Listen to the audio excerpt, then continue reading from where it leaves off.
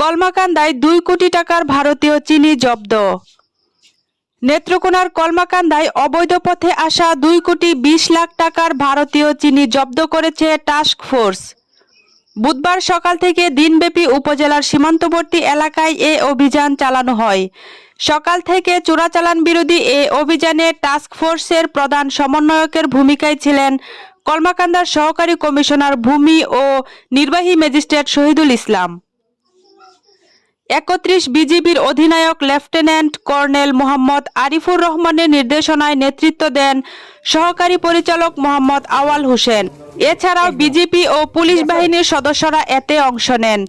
জানা গেছে, গোপন সংবাদের ভিত্তিতে কলমাকান্দার লেঙ্গুরা ও খারনই ইউনিয়ন সীমান্তের চেঙ্গিনি, বলমাঠ, কুড়াখালী, কচুগড়া এলাকায় অভিযান চালিয়ে 3064 বস্তা চিনি জব্দ করা হয়। চোরাচালানের মাধ্যমে আনা এসব চিনি নেত্রকোনা কাস্টমস অফিসে জমা করা হবে। এ ধরনের অভিযান অব্যাহত থাকবে জানিয়েছেন নির্বাহী ম্যাজিস্ট্রেট মোহাম্মদ শহীদুল ইসলাম।